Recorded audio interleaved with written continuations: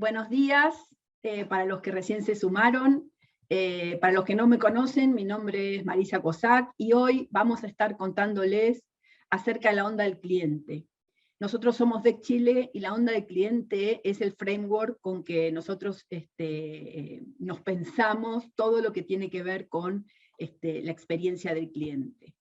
Y para empezar, me gustaría definir un poco qué es experiencia de cliente, ¿no? Porque cuando uno habla de experiencia de cliente hay muchas acepciones y demás, y nosotros decimos que experiencia de cliente se construye de todas aquellas sensaciones y emociones percibidas por los clientes. Fíjense que estamos hablando de sensaciones y emociones. Quédense con este concepto porque van a ver que más adelante hace la diferencia.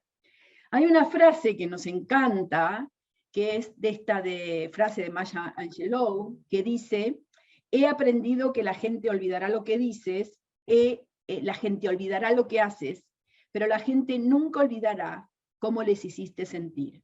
Y piénsense ustedes, cuando pasan alguna experiencia, si la experiencia fue buena, seguramente ustedes en algún momento vuelven a ese lugar. Sin embargo, cuando la experiencia no fue buena, uno trata de evitarla y buscar alguna alternativa. Y de esto se trata, ¿no? De cómo alguien de una marca y demás me hace sentir. Entonces, decimos que experiencia es el recuerdo. Fíjense, decimos recuerdo. Y cuando hablamos de recuerdo, van a ver que decimos que en realidad el recuerdo es subjetivo, porque es un recuerdo que se genera en la mente del consumidor como consecuencia de su relación con la marca. Porque vieron que a veces, seguramente todos ustedes están en el mundo de la experiencia, viene un cliente y les relata alguna situación y ustedes dicen, eso no fue así, les pasa, seguramente. Pero bueno, esto es recuerdo. Entonces cuando uno habla de recuerdo es subjetivo, ¿sí? Es algo que lleva emoción, que es emocional. Otro tema importante en experiencia de cliente es que hablamos de la relación del cliente con la marca. Y cuando hablamos de relación del cliente con la marca, no es solamente en el momento que estoy en contacto con el cliente, sea por el medio que sea o por el canal que sea, ¿sí? Sino que esto, cuando hablamos de relación con la marca, tiene antes, durante y después. No sé si a ustedes les ha pasado también alguna vez que capaz que no compraron una marca, pero sí les hizo sentido alguna publicidad, sí les hizo sentido algo que les contó algún familiar o amigo, o algo que ustedes hayan visto en redes sociales, y ahí ya empieza relación con la marca, aunque ustedes nunca hayan comprado. Y por otro lado, que quede claro que cuando uno habla de experiencia, si bien hay momentos, que ahora lo vamos a ver, esto se asocia con la marca, ¿sí? Entonces, todo lo que tiene que ver con tema de reputación y demás es bien importante. Dicho esto, entonces me gustaría presentarles lo que tiene que ver con nuestro framework, que es la onda del cliente, que le dimos en llamar las 5 I's, ¿sí? ¿Y por qué son 5 I's? Porque en realidad cada palabra empieza con I, no es muy científico, pero sí. La primera I es identidad única. Identidad única tiene que ver con cómo la marca, la visión, la misión, la propuesta de valor y el propósito se enmarcan para trabajar esto. Después tenemos impulso organizativo, que tiene que ver cómo posiciono el área de experiencia a nivel estratégico en la compañía, cómo le asigno recursos, tanto de personas como de dinero. La tercera I es implicación de las personas, que tiene que ver con alinear a los colaboradores con el cliente. La cuarta I tiene que ver con interacciones. Interacciones son los canales de contacto, los momentos de la verdad, cuáles son los estándares que yo le quiero ofrecer a mi cliente.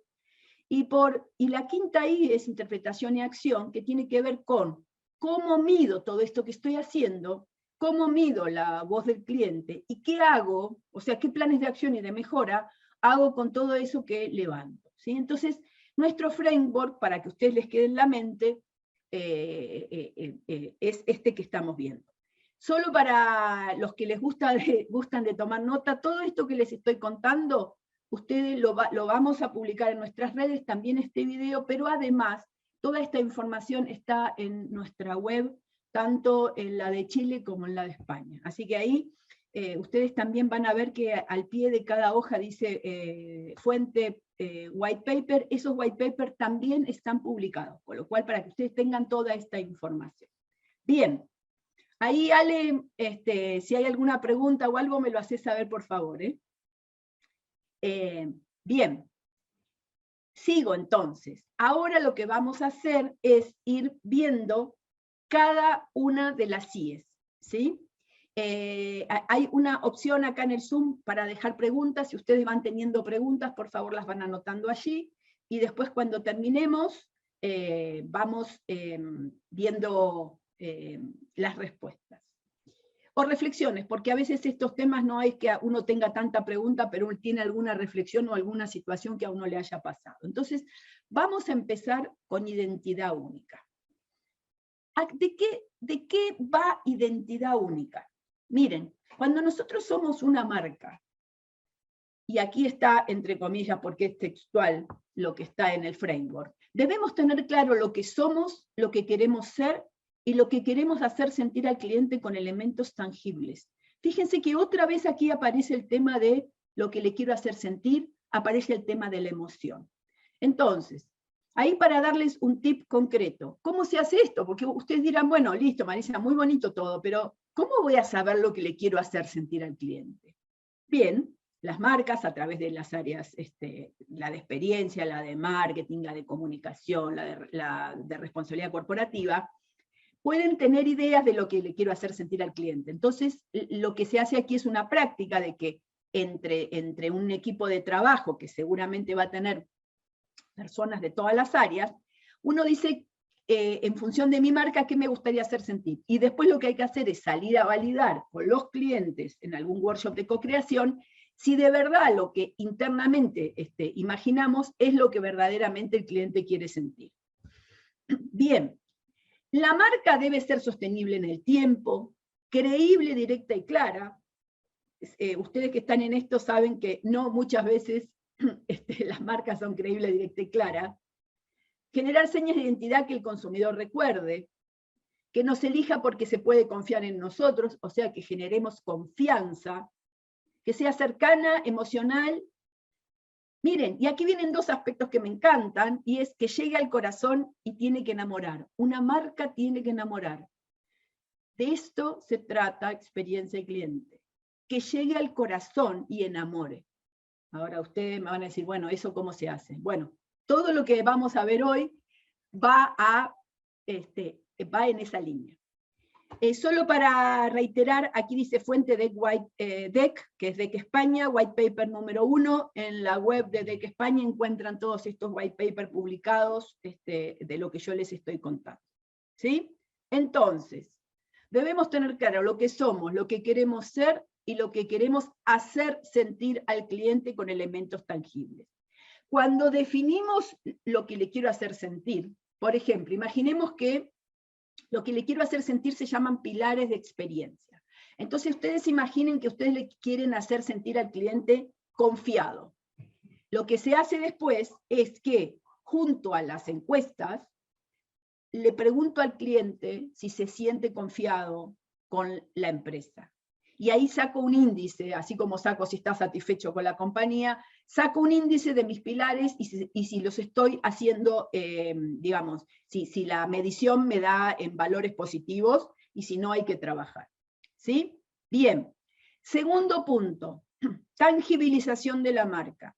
Aquí tiene que estar claro qué quiero que sea mi marca. Y aquí traje un ejemplo de una marca de España, ¿sí? Que ellos han definido los Pepe principios. ¿Sí? ¿Se ve, verdad? ¿Alguien me puede...? ¿Ale, se ve? Sí, bueno, perfectamente. Gracias, Ale, gracias. Entonces, los Pepe principios, por ejemplo, ellos dicen honestidad. Sabemos que hay muchos trucos para ganar dinero, pero aquí creemos que lo único que funciona a largo plazo es la honestidad. Y la honestidad tiene principios. Sin trucos ni letra pequeña, reconocemos nuestros errores, sin compromiso de permanencia, y así han definido sus pilares de experiencia. ¿Sí? Justicia, nuestros clientes primero, no ahorramos en atender a nuestros clientes, las tarifas deben mejorar con el tiempo, etcétera, etcétera, etcétera. Ellos han definido cómo querían que sea esto que dimos aquí en llamar la tangibilización de la marca. Cualquiera de las marcas que ustedes representan hoy debieran tener estos principios. Y no solo hay que tener los principios, después lo vamos a ver en impulso organizativo y en los colaboradores. No solo hay que tenerlos, sino que hay que ejercerlos. Aquí lo importante es que cuando yo defino algo, después tengo que ejercer eso que dice que soy. Todos ustedes estarán de acuerdo conmigo que hoy día los clientes se dan cuenta cuando algo es denunciado y no tiene acción atrás. Entonces, acá lo importante es, debemos accionar lo que decimos que somos. ¿Sí?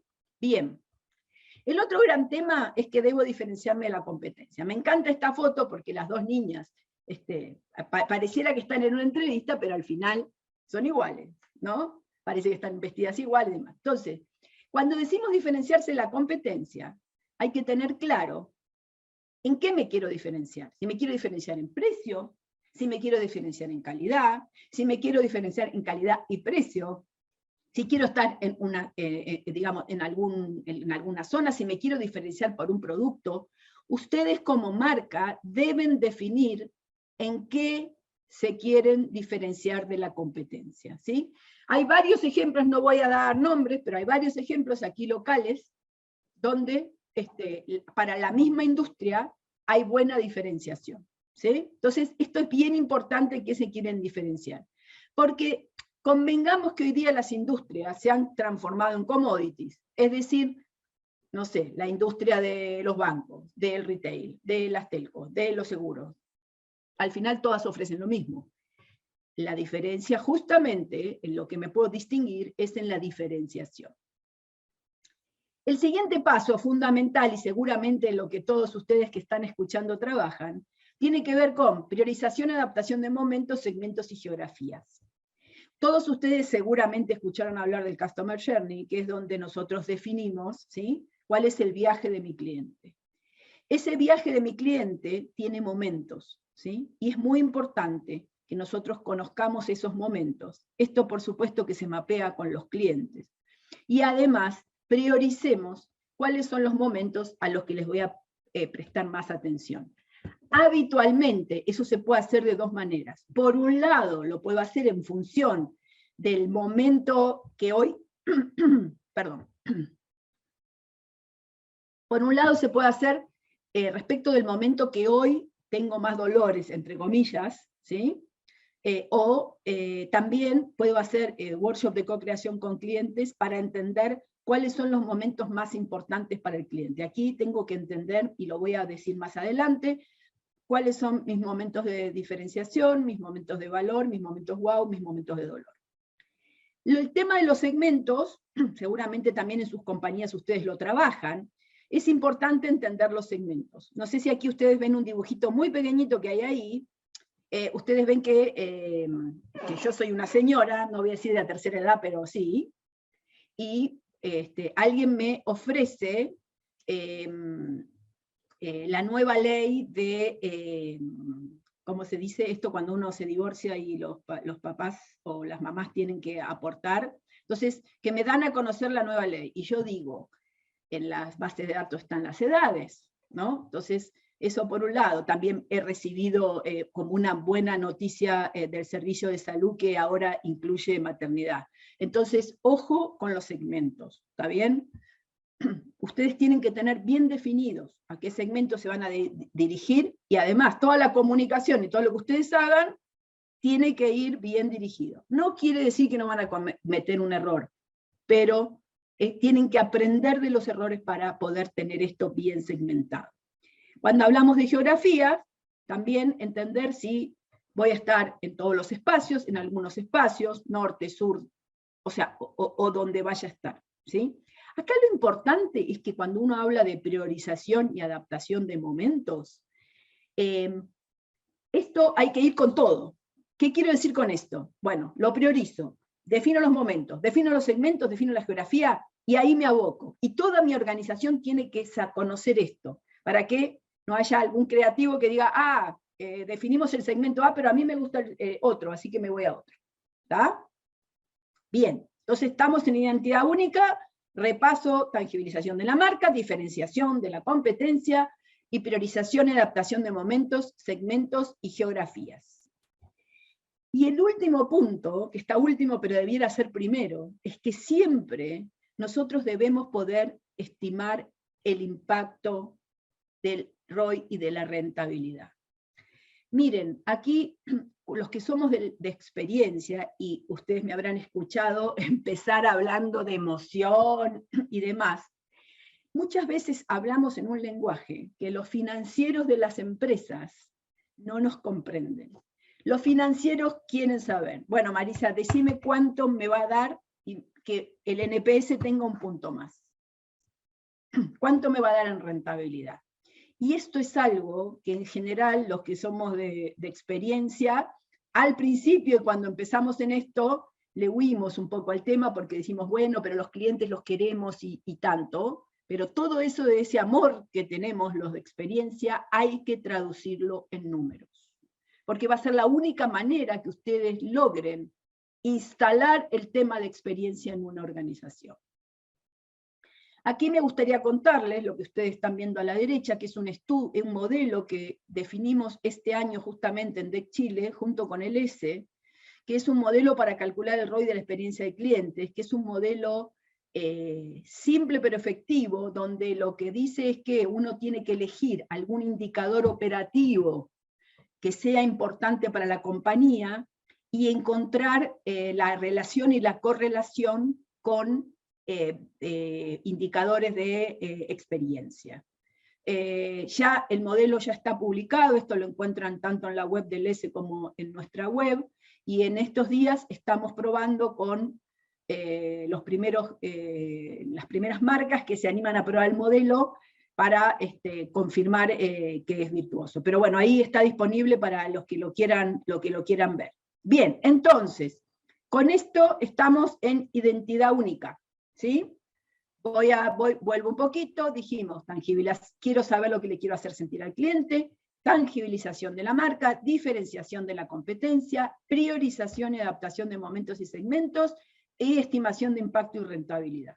¿Sí? Bien. Si tienen alguna duda, al lado, a la parte inferior tienen las preguntas para hacer, o también las pueden dejar en el chat. Bien, sigamos. Entonces, esta es la primera I. Recuerden que este es un framework de 5 I's. La primera es identidad única. Muy importante identidad. Si ustedes no tienen definida la identidad, es difícil que puedan seguir avanzando en las IES, porque es como que uno no sabe lo que quiere ser, y si uno no sabe lo que quiere ser, es difícil que pueda avanzar. La segunda I es impulso organizativo. Y el impulso organizativo lo que propone es reordenar aspectos de la compañía para situar realmente al cliente al centro de las acciones. Nosotros muchas veces hemos escuchado gente que dice, no, en esta compañía el cliente es lo más importante. Pero luego las decisiones no se toman en función del cliente, sino que se toman en función de otros indicadores. ¿Sí? No sé, indicadores financieros, indicadores que el dueño lo quiere hacer así, o lo que sea. Entonces, aquí en impulso organizativo lo que decimos es, ¿cómo lo hacemos para que si yo digo que el cliente está al centro, esté verdaderamente al centro? Aquí hay un test que me encanta preguntar, y para que no me lo contesten, pero para que ustedes se lo cuestionen, y es que si yo tengo un informe para mi jefe y un cliente reclamando, ¿qué abordo primero? Ustedes se deben estar riendo, yo no los veo, pero ustedes se deben estar riendo, pero esa respuesta es la que dice de verdad cómo funciona una compañía. Entonces, el CEO, gerente general, el responsable, o lo que sea, debe ser el mayor creyente del CIEX. Pero dice el método que en realidad el CEO tiene un 49% de responsabilidad. El otro 51% es todo el resto. Con lo cual, muy importante que el CEO empuje esto, pero él solo no puede tampoco. ¿Sí? Bien. Entonces, hay un aspecto, y esta frase me encanta, y la foto ni les digo, que dice, cambiar la experiencia sin cambiar la cultura sería como barnizar una madera podrida. El tema en impulso organizativo y cómo hacer para tener al cliente al centro es cultura. Y allí ustedes tienen, en conjunto con la I que sigue, tienen que entender que hay que trabajar en la cultura de la organización para ser cliente céntrico. No alcanza con enunciados, no alcanza con pintar las paredes con la visión, misión, no alcanza. Hay que trabajar en la cultura, hay que trabajar con los equipos, que los equipos conozcan al cliente, entiendan al cliente, que se puedan poner en el lugar del cliente, que salgan a la calle a entender. Y usted me va a decir, bueno, pero ahora somos digitales, bueno, salgan con el delivery, el que entrega. O sea, acercarse al cliente. Hay que entender que la cultura de cliente céntrico es fundamental en este tema. ¿Sí? Bien. Ahora, aquí viene el tema de las áreas de CX. No todas las empresas tienen áreas de CX. Algunas, nosotros hemos hecho varios informes donde dice que algunas empresas recién la están armando y demás. Acá lo importante es que el área de CX o el equipo CX, no importa que sea un área, tiene que haber un contacto fluido entre las áreas de CX y las demás áreas de la compañía. La gente de CX es como, y la foto lo dice, el jamón del medio. Es, por un lado, entiende al cliente, y por otro lado, tiene que lograr que todas las demás áreas también entiendan al cliente. Y muchas veces está en el medio, ¿está bien? Porque estas áreas no entienden o porque no conocen al cliente. Entonces, este contacto fluido entre áreas es fundamental para que el impulso organizativo, cuando decimos quiero que el cliente esté al medio, funcione. Una organización que no tiene cultura cliente, como lo decíamos anteriormente, o que trabaja en silos, difícilmente va a tener una buena experiencia, porque a cada uno le interesa su parte, no le interesa el cliente. Y cuando decimos que el cliente está en el medio, todos vamos por el cliente. Por eso dice, debe haber un contacto fluido entre el área de CX y las otras áreas. Acá hay 4 equipos en las organizaciones que son fundamentales, ¿sí? El de personas, el de marketing, el de calidad y el de operaciones y TI. Y todos estos equipos tienen que trabajar juntos para que la cosa funcione. No alcanza con que uno de ellos lo haga solo, sino que todos tienen que trabajar en equipo. Miren, aquí les quiero contar algo, que yo buscaba fotos para esta presentación, y apliqué el chat GPT y le pregunté, ¿qué imagen sería para una persona que trabaja en CX y quiere lograr customer centric, que la compañía sea customer centric? Y el chat GPT me dijo un puente. Y me pareció genial. Bueno, tendría que haber puesto ahí el dibujito de chat. Bueno, no, la foto después la busqué. Pero, ¿por qué? Porque el CX es el puente. Y si vamos por más, sería como muchos puentes, ¿sí?, tendidos. ¿Y qué dice el método? Que CX debe tener un lugar estratégico en la estructura. Un lugar estratégico no quiere, o sea, en muchas estructuras depende directamente del gerente general o del CEO, el área de CX. Pero el lugar estratégico se refiere a que sea tan estratégico que el resto lo vea y entienda que si tiene un lugar, por algo es. Que si tiene un lugar es porque la organización han querido que el CX sea fundamental y queremos tener una cultura centrada en el cliente. ¿Sí? Ahora, aquí, bueno, podría ser una pregunta, pero el lugar en la estructura puede ser, dependiendo del gerente general, puede ser en el área de calidad, puede ser en el área de operaciones, puede ser inclusive en el área de personas, si el foco es que tiene que ver con cambiar la cultura. Pero lo que sí es importante es que no esté en un lugar invisible, tiene que estar en un lugar visible y que sea conocido. Y el último tema que tiene que ver con impulso organizativo es que tenemos que buscar agilidad en la implementación de las mejoras. En lo que tiene que ver con CX, no me tengo que tomar todo el tiempo del mundo para mejorar algo. ¿Sí? Hay que trabajar mucho con piloto, mucho con MVP, como para ir probando qué cosas funcionan. ¿Sí? Muchas de las organizaciones de ustedes seguramente trabajan hoy con agilidad, método Agile o como lo llamen, pero en lo que tiene que ver con experiencia, trabajar con agilidad es muy importante. Por eso también les relaté antes que no se puede trabajar en silos. Y justamente lo que dice la agilidad es, sentémonos todos a la misma mesa y saquemos las cosas más rápido y con un resultado positivo para todos. ¿Sí? Entonces, voy para atrás, impulso organizativo. Reordenar aspectos para que la compañía sea cliente céntrico, el SEO el mayor creciente, tema de cultura, contacto fluido entre áreas, trabajar con todos los equipos punteros, tener un lugar estratégico y buscar agilidad en la implantación de las mejoras. Entonces ya hablamos de 2 I's de las 5. Hablamos de identidad única, que tiene que ver cómo me posiciono como marca, visión, misión, propósito, y de impulso organizativo, que tiene que ver cómo la organización se ordena alrededor de ser cliente céntrico. La tercera I, a ver si voy bien en tiempo, sí. La tercera I tiene que ver con implicación de las personas. Y cuando hablamos de las personas, son todas las personas que son parte de mi compañía. ¿Sí? Aquí hay una frase que dice, trata bien a tus colaboradores y ellos cuidarán de tus clientes. Si me quedara acá, con la implicación de las personas y el framework, aquí podría terminar perfectamente, porque se trata de esto. Colaboradores contentos generan clientes contentos. ¿Cuántas veces entraron ustedes a un local o chatearon en un WhatsApp o entraron en una app donde un colaborador los maltrata? Bueno, como no está conforme, tampoco puede dar un buen servicio. ¿Sí?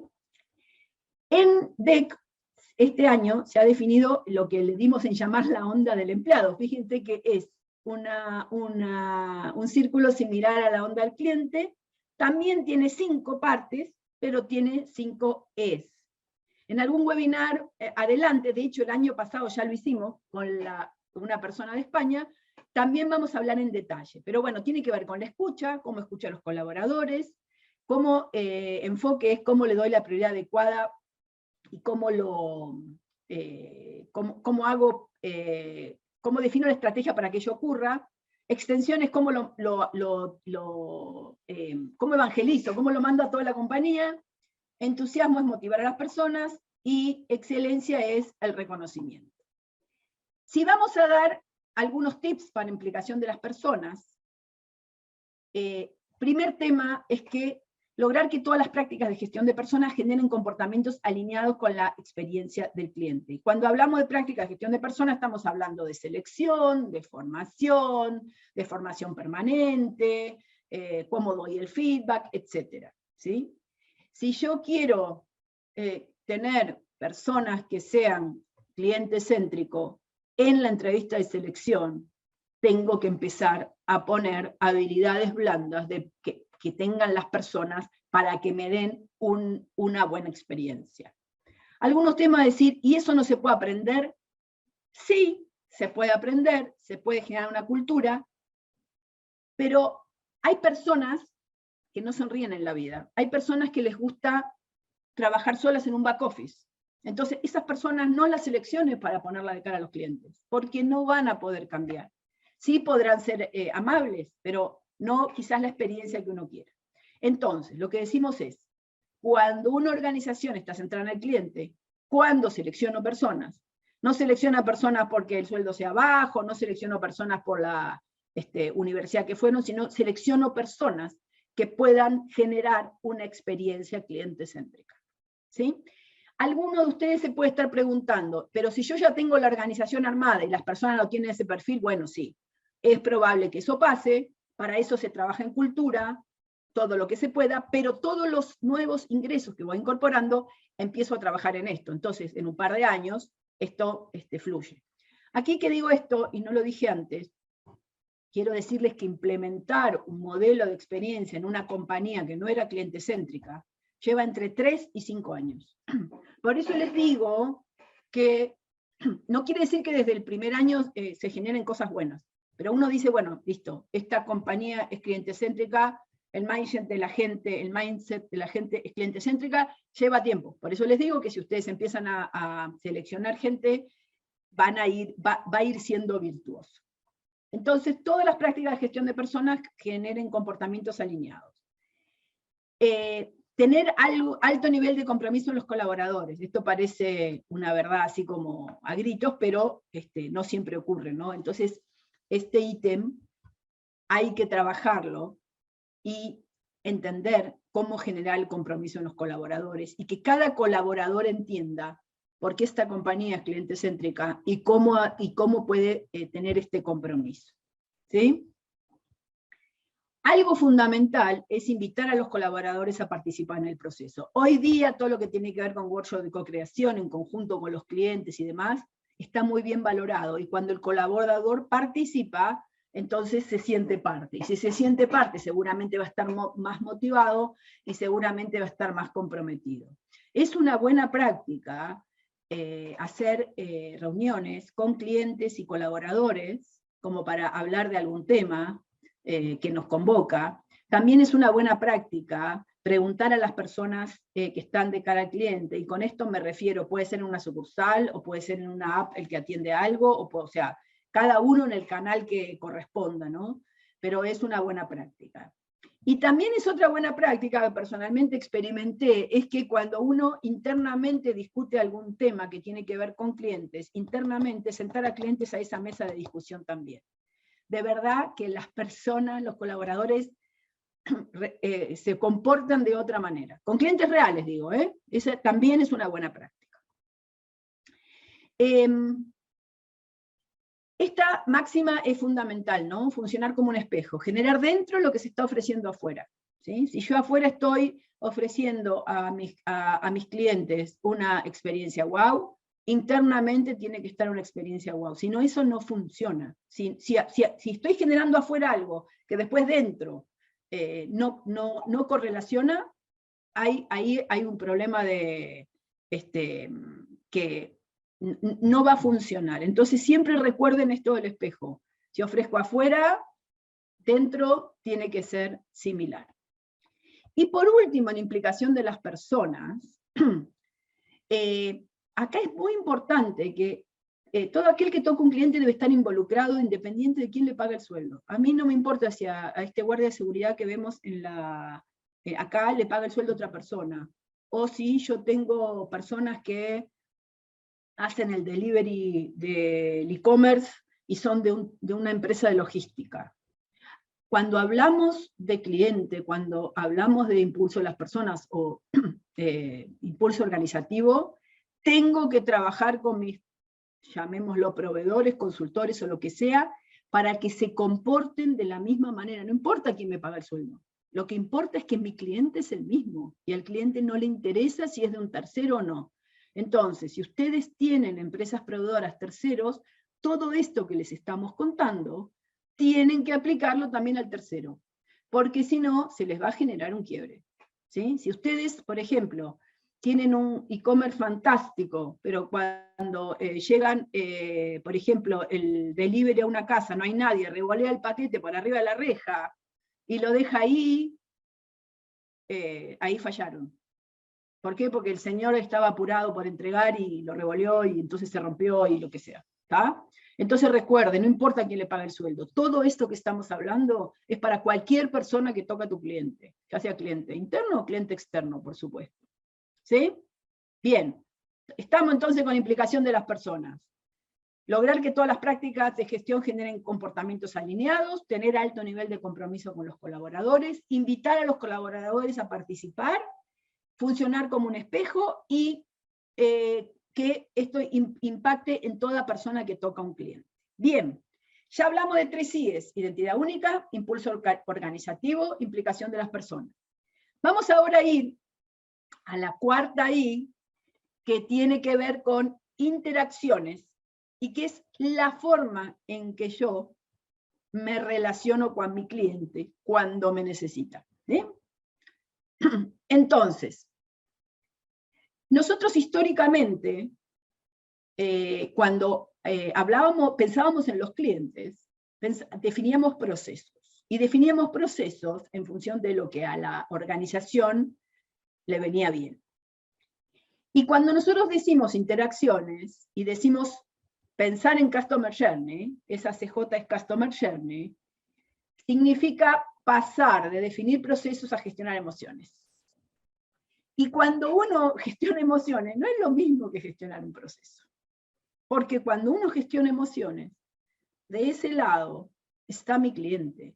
Y yo ahí lo tengo que conocer muy bien y tengo que entender muy bien qué es lo que quiere. Aquí ustedes ven varias imágenes de distintas formas de dibujar Customer Journey o Blueprints también. Blueprint es cuando le agrego la parte interna. Pero es un gran desafío, porque las organizaciones, especialmente las que no, digamos, no nacieron Customer Centric, no estaban acostumbradas a considerar al cliente y a gestionar sus emociones. Y de verdad que resulta muy complejo. Por eso, todas estas IES que les estamos contando son tan protagonistas todas. Porque yo no puedo pedir a un área de procesos que se ponga a gestionar emociones si no le hablé de cuál es mi propósito, si no le hablé de la cultura customer centric, si no le hablé de que, si no escuché como colaboradores también que tienen para decirme. Entonces, pensar en Customer Journey ya no es definir procesos, es gestionar emociones, ¿sí? Acá hay un tema que es muy importante, que es distinguir los momentos. Nosotros trabajamos en esta metodología con 4 conceptos de momentos. Uno son los momentos de la verdad, que es, los momentos de la verdad es todo touch point que un cliente mío pasa y que yo tengo que tener bien identificado. Momentos de diferenciación, que tiene que ver con un poco lo que hablábamos de diferenciación, pero además, qué momentos yo quiero hacer distintos y me defino diferenciación, que a veces no tienen que ver con mi producto, pero sí porque quiero diferenciarme. Y después tenemos 2 conceptos importantes que son los momentos wow, que son momentos excepcionales, y los momentos de dolor, que son todos esos que conocemos, donde yo sé que mi cliente no lo pasa bien. Aquí, bueno, no van a llegar a leer, pero esto es una persona que está indignada porque llega a una tienda y le sacaron las cajas y ahora se tiene que autoatender, y en su interpretación dice que encima que vengo a comprar y que voy a gastar 200 euros, o no sé cuánto hice, 200 euros, me tengo que atender sola. Son unos sinvergüenza. Claro, ustedes me dirán, qué difícil esto, porque si hoy nosotros, por ejemplo, nos ponemos en las interacciones que vemos todos los días aquí en Chile, por ejemplo, se está todo migrando a autogestión. Entonces, ¿qué me pasa con los momentos de dolor de gente que cree que ahora se tiene que autoatender y que está ahorrando? Entonces, cuando uno distingue estos momentos, hay que entender, lo dijimos más adelante, con qué segmento, para cada momento, etcétera, etcétera. Bien fundamental. Como así también los momentos wow. Un momento wow es aquel momento donde el cliente ve lo que pasa y dice wow. Por eso se llaman momentos wow. Muy importante distinguir estos momentos. Y tal como les decía hace un rato, entender, como les dije en la parte de identidad única, cuáles son los momentos, les diría 5 momentos, de 5 a 7 momentos, que son fundamentales, que ustedes quieren que sean momentos de verdad impecables, o inclusive momentos wow. ¿Sí? Entonces, piensen ustedes en su mente cuáles son esos momentos, y si ustedes los tienen bien identificados, y si no los tuvieran bien identificados, también poder listarlos. ¿Sí? Fundamental en interacciones es gestionar enfoque omnicanal. Aquí el concepto de omnicanal se habla mucho. Omnicanal no es multicanal. Multicanal es muchos canales que no se hablan entre sí. Cuando uno dice enfoque de omnicanal es que no me importa dónde empiezo y dónde termino mi transacción, tengo conocimiento de mi cliente y puede seguir en cualquier canal que le apetezca, o sea, que elija. ¿Sí? No me importa si inició algo en un contact center o en un atención por WhatsApp, y después va a una tienda. La tienda tiene que saber qué está pasando, ¿sí? Este enfoque omnicanal hoy día está muy acompañado de tecnología, pero fundamental que ustedes lo tengan, porque no hay peor momento de dolor, y hablando de momentos, una persona que tiene un momento de dolor y va al otro canal y tiene que contar todo de vuelta, inclusive a veces en el mismo canal. Entonces, este enfoque omnicanal, fundamental. Y ojo que no solo para los reclamos, para la venta. Si yo voy a una tienda y no hay algo, debieran asegurarse de mandármelo a domicilio, ¿sí? De hecho, esta semana tuve una experiencia así y me dijo, no, acá no hay. Volví a mi casa y en la misma tienda lo compré online. Entonces, ahí también hay que entender que si no soy omnicanal, no soy tan rentable. ¿Se entiende? Entonces, enfoque omnicanal, fundamental para lo que tiene que ver con las interacciones. Les recuerdo que omnicanal no es que tenga muchos canales, es que los canales se relacionen entre sí y pueda un cliente poder transitar por los canales con la misma historia. Y que de un canal a otro pueda continuar con lo que necesita. ¿Sí? Bien. Otro punto importante es que muchas veces las empresas asumen estándares. Son estas famosas promesas, por ejemplo, como vemos acá, es tu pedido en 60 segundos o un Big Mac gratis. ¿Sí? Bien. Esto tiene que ser simple, pero además de ser simple, debe ser simple y entendible, o sea, que uno ponga un reloj y diga 61, me regala un Big Mac. Pero además, estas promesas y estos compromisos hay que definirlos en conjunto con el cliente. Porque para el cliente puede que no sea tan importante los 60 segundos, sino que podría esperar un poco más mientras el producto que le entrego sea impecable, ¿no? Entonces, acá es bien importante que cuando ustedes vayan a dar un compromiso, los compromisos se hacen públicos, ¿está bien? Algunas empresas en Chile tienen compromisos y los cumplen, ¿sí? Por ejemplo, hay un conocido supermercado que dice, bueno, ahora va a cambiar porque ya tiene mucha caja de autogestión, pero sigue el compromiso de, si hay más de 3 personas en la fila, abrimos una nueva caja, por ejemplo. O si no llego, no sé, una pizza conocida era, si no llego en tanto tiempo, te regalo la pizza. ¿Sí? Bien. Entonces, está bueno los compromisos. Aquí les doy una sugerencia, y es que antes de salir con un compromiso, pruébenlo un par de meses internamente. Porque muchas veces estos compromisos llevan aparejados compromisos económicos. ¿Sí? Por ejemplo, si no llego en 60 minutos con la pizza, te la regalo. Listo. Prueben 3 meses en cuántos casos no llegaron. Porque el financiero, para aceptarles un compromiso, les va a pedir saber cuánto vale el compromiso.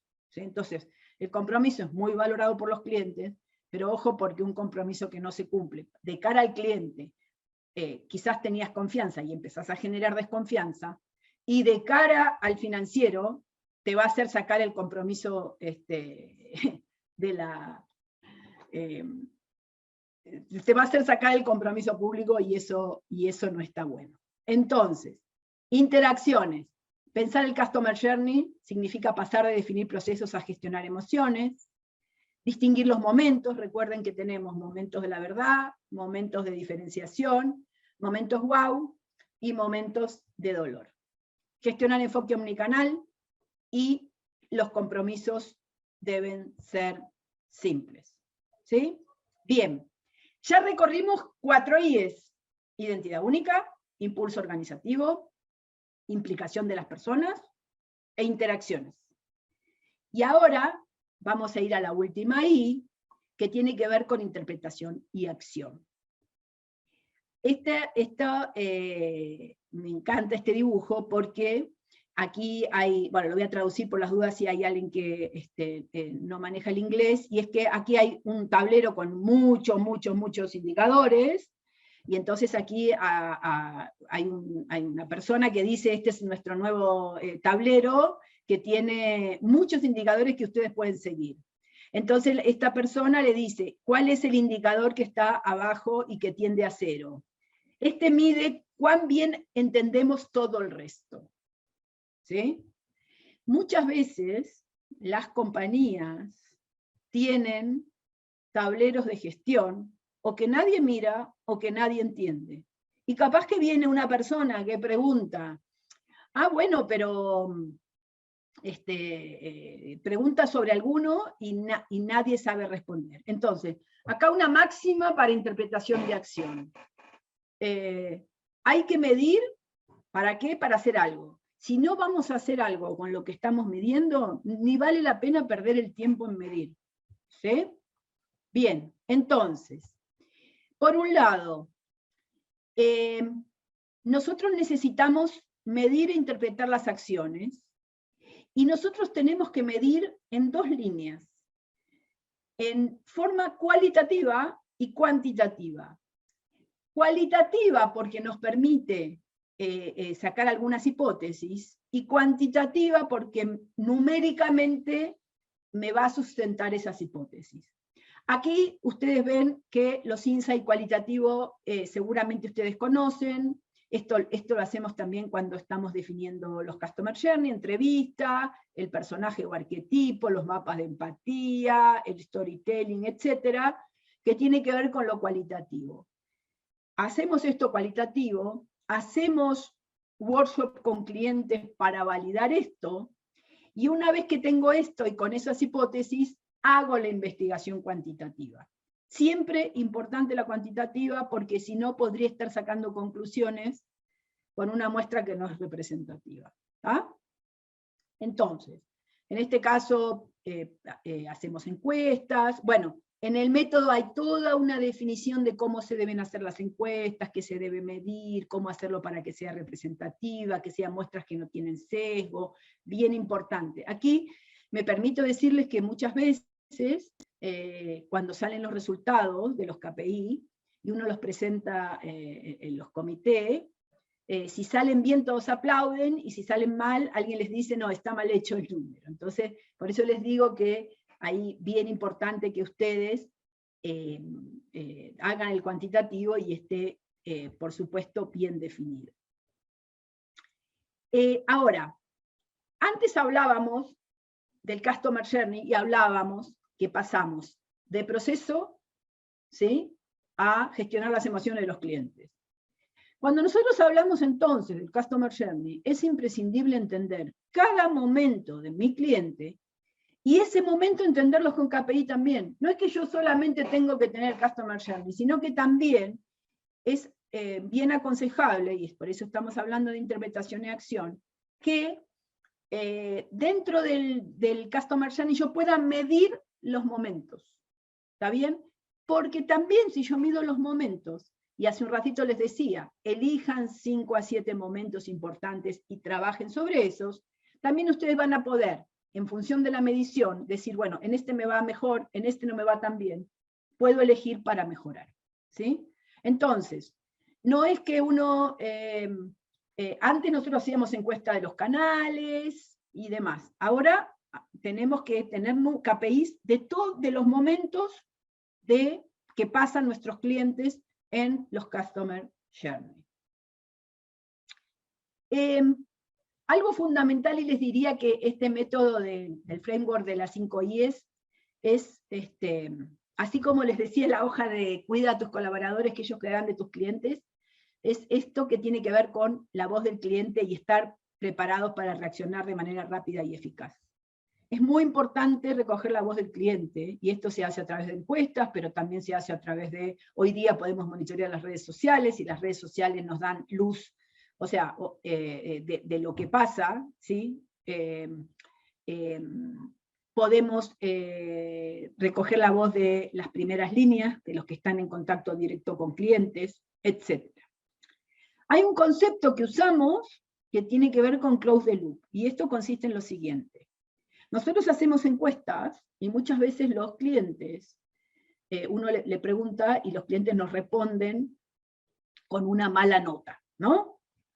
Entonces, aquí lo ideal es close the loop, que trabaja en dos líneas. Por un lado, resolver uno a uno los clientes que nos evaluaron mal en la encuesta, porque seguramente si me evaluó mal es que tuvo algún problema, y es muy probable de que aún no lo haya resuelto. Y por otro lado, tomar problemas similares de grupos de clientes y al interior de la organización trabajarlos para resolverlo. Porque seguramente detrás de alguna encuesta mala de un cliente, si uno tira del hilo, hay un grupo de clientes que ha padecido lo mismo. ¿Sí? Y a esa práctica se la llama close the loop. ¿Por qué close the loop? Encuesto, el cliente me contesta insatisfecho, cierro el círculo llamándolo y resolviéndole el problema, pero además resuelvo el problema para todo el grupo de clientes que está en la misma. Muy pocas, en nuestros estudios da como que el 30% de las empresas en Chile hacen close the loop. Esta es una práctica bien aconsejable, porque les permite aprender y mejorar muy rápidamente. Acá es importante, donde acá dice, de manera rápida y eficaz. ¿Sí? Si yo encuesto hoy, no te puedo llamar dentro de un mes a preguntarte por qué me pusiste un 1 en una encuesta. Si yo encuesto hoy, debiera tener armado, de manera que hoy mismo o mañana te pregunto qué pasó y te lo resuelvo. Inclusive, he visto algunas prácticas que cuando la insatisfacción es con un punto de contacto, ya sea presencial y demás, en el momento vuelven a llamar al cliente para entender qué pasó. Entonces, ahí eso sería ideal. Ese es el concepto que hablamos de close the loop.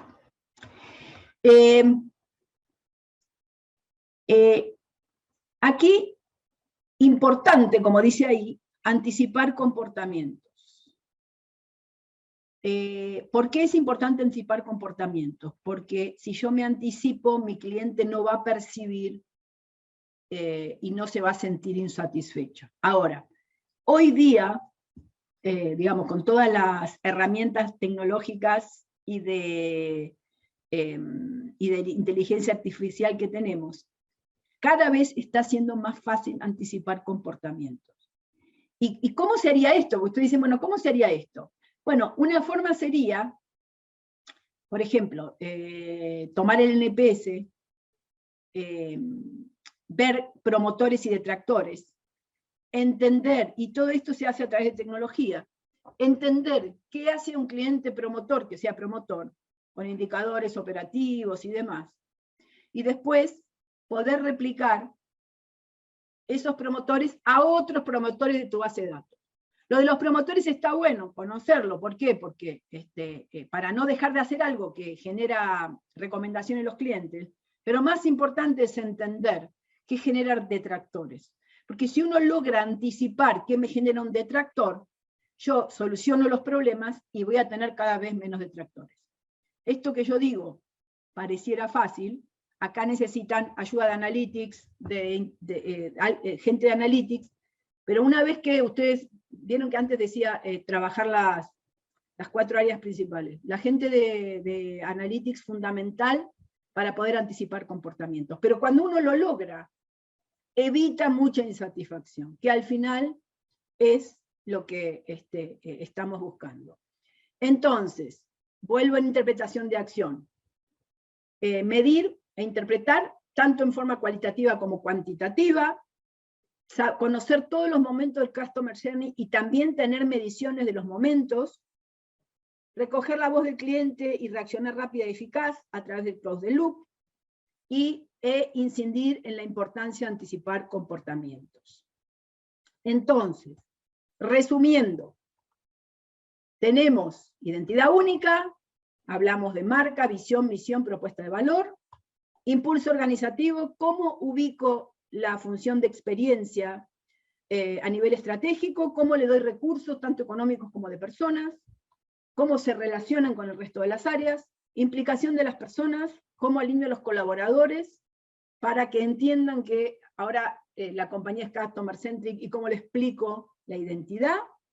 Interacciones es cómo hago la omnicanalidad cada vez mejor, cómo defino los momentos de verdad en mis canales, y cómo defino compromisos o estándares que sean coherentes con los clientes, y por último, mido ¿para qué? Para la mejora continua. Bueno, hasta aquí voy a dejar de compartir. Es un poco lo que les quería contar. No sé si alguien tiene alguna pregunta.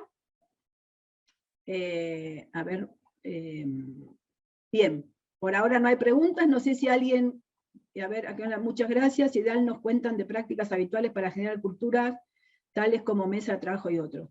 Sí, María Ormazábal, mirá, yo te puedo contar una experiencia por la que pasé, y es que se pueden armar, o sea, una vez que ustedes a través de identidad única definieron lo que quieren ser y demás, y cómo quieren transmitir esto al cliente, armar jornadas que pueden ser de 2-3 horas, donde toda la organización pase y donde le cuenten los mismos colaboradores digamos, qué es lo que queremos, qué queremos ser, le cuenten historias de clientes, le contemos cómo están los números, y ahí es algo como que las personas empiecen a empapar del tema. Ahí tienen que pasar el 100%. Eso es una práctica que se hace y que resulta muy bien, porque también las personas traen sus peros. No, pero es que usted me dice eso, pero al final yo no tengo tal cosa. Y ahí uno también puede levantar muchos insights. Eso por un lado. Otras buenas prácticas es armar un programa para que todos los colaboradores de la organización pasen un día en primeras líneas, pero no pasen un día visitando, pasen un día trabajando. ¿Está bien? Entonces, por ejemplo, si vas a mandar a alguien a logística para envío de paquetes, que vaya y haga los paquetes, prepare y haga lo que hace una persona de ahí. Otro que se suba al camión y vaya a entregar. Otro que en el contact center definís algo que pueda hacer, por ejemplo, no sé, una llamada de fidelización. Esto funciona, no que vaya a visitar y diga, wow, qué bueno, sino que vaya, se arremangue y haga lo mismo que hace su compañero para que esté cerca de la primera línea. Eso también es una buena práctica que se hace. Y vieron que yo les hablé de close the loop. Lo ideal del close the loop sería que cualquier persona de la organización pueda hacer close the loop. Pueda llamar a un cliente y decir, sabemos que usted tuvo un problema, cuénteme, lo escucho y lo ayudo. Eso hay que armarlo, ¿no? Porque si alguien de finanzas o de contabilidad llama, no va a tener muchos elementos, pero bueno, puede estar al ladito con alguien que pueda meterse al sistema y resolver. Pero esas son prácticas que habitualmente se hacen y que resultan muy buenas. Catalina Maturana dice, buenas prácticas para asegurar transmitir la misma experiencia del corporativo con empresas externas, independiente de las cláusulas de contrato. Sí, Cata, totalmente. Ahí Cata nos da otra práctica, que es todo esto mismo, hacerlo con los terceros. Vieron que había una hoja que decía, no importa quién le pague el sueldo. Entonces, esto hay que hacerlo independiente de que sea colaborador directo de tu empresa o no. Toda persona que toca cliente en forma directa o indirecta debe tener esta misma cultura. Sí, gracias Cata por la... ¿Alguna pregunta más? Bueno, parece que hay una más. A ver... muchas gracias. Bueno, esto va a quedar, la presentación la vamos a subir, va a quedar la grabación, y ojalá lo puedan difundir también entre sus compañías. Es un modelo, es un framework, y les aseguro que si ustedes implementan estas 5 I's, el tema fluye y funciona, y recuerden que un proyecto de experiencia lleva tiempo, pero hay que ser constante. No es que recién a los 3 años, como les decía antes, voy a ver resultados, los voy a ver de entrada, pero si uno quiere decir, bueno, esto está, lleva entre 3 y 5 años. Gracias a todos por participar, por sumarse, y bueno, seguimos al habla desde DEC, estamos a disposición de ustedes para ayudarlos en lo que necesiten. Gracias.